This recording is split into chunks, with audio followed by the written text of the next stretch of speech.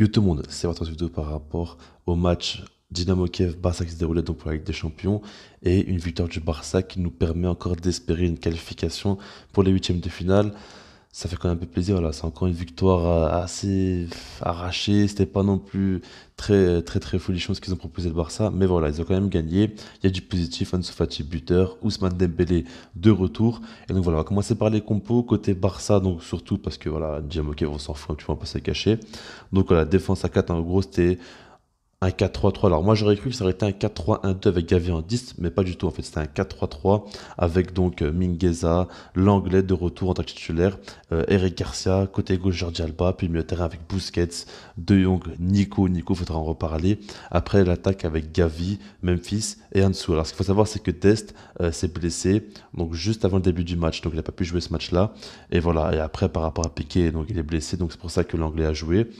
Et voilà, donc au niveau de la compo, pour moi, il n'y a pas vraiment de surprise. Il ne pouvait pas faire grand-chose. Alors Ousmane Dembélé est de retour, certes, mais il ne pouvait pas jouer non plus un match en entier directement dès ce retour. Alors aussi. Donc voilà, c'est un petit peu logique pour moi. Franchement, là, je comprends totalement et je suis pour la compo. Après, donc par rapport à Sergi Barjuan et par rapport au Barça, le jeu qu'il propose, je vais pas trop critiquer parce que là, actuellement, on a un coach intérimaire. Et que voulez-vous que je vous dise tactiquement? Il vient à peine d'arriver, pas non plus proposer quelque chose de fou ou quoi. Je sais très bien. Après, je peux juste vous dire une chose positive, c'est que le pressing, pour moi, il est mieux sous Barjuan que sous Ronald Koeman, j'avais oublié son nom. Parce que clairement, je vois des différences. On voit clairement que par exemple, Jordi Alba au pressing, il est vraiment positionné en tant qu'ailier gauche. C'est-à-dire que le Barça joue beaucoup plus haut. En gros, on a Alba qui va en tant qu'ailier gauche, et puis l'anglais qui prend, entre guillemets, la place de latéral gauche. C'est-à-dire que le Barça joue très haut pour presser et pour récupérer la balle. Alors que sur Ronald Koeman, le pressing n'était pas aussi organisé. Là, il est bien mieux organisé. Après, il y a encore beaucoup à améliorer. Mais en tout cas, c'est déjà beaucoup plus positif ce qu'on voit. Et ça, c'est assez intéressant. Après, moi, j'ai un seul truc négatif à dire par rapport, on va dire après la tactique, vous allez comprendre, c'est un bête truc, mais c'est par rapport au positionnement de Memphis Depay et de Ansu Fati. On voit qu'Ansu Fati a été ailier gauche aujourd'hui, Memphis Depay en tant que numéro 9. Et moi, j'aurais préféré qu'il y ait plus de permutations parce que les deux joueurs peuvent jouer en tant qu'ailier ou en tant que numéro 9, on le sait très bien. Et en fait, on a vu que Memphis Depay, pendant une longue période, il a quand même beaucoup galéré dans ce match-là. Il n'arrive pas trop à toucher des balles, tout ça. Il n'était pas. En fait, il apportait rien parce qu'il n'arrivait pas trop à être disponible, tout ça. Donc, du coup, pour moi, il aurait dû switcher un petit peu plus avec Ansu Fati et le coach là-dessus, il a un peu mal géré. Mais à part ça, comme je vous dis, je vais pas critiquer tactiquement parce qu'il n'y a rien à dire, il vient à peine d'arriver.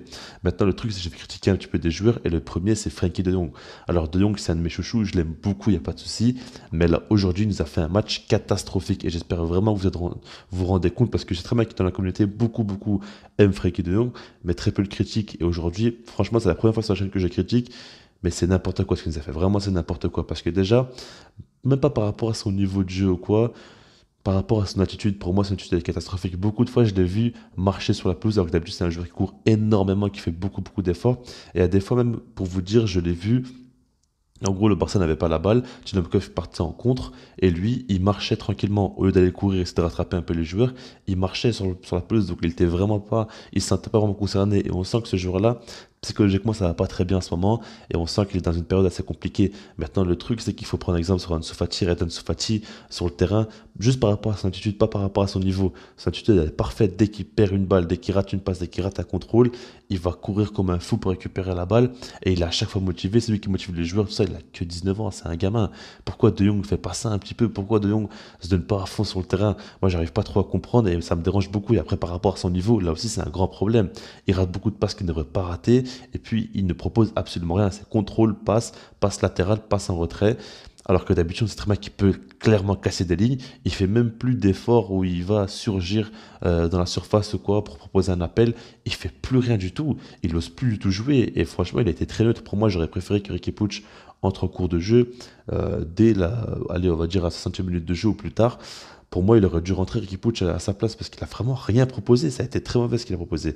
Après, donc par rapport à Nico, et là c'est un parallèle assez intéressant parce que Nico, lui, il a fait un très gros match. Et franchement, il m'impressionne de match en match. Je suis de plus en plus fan de lui parce qu'on parle beaucoup de Gavi, mais Nico, honnêtement, il a été monstrueux. On le voit parce qu'en fait, tout ce qu'il fait, c'est très fort, très impressionnant parce qu'il est physique, il est grand de taille.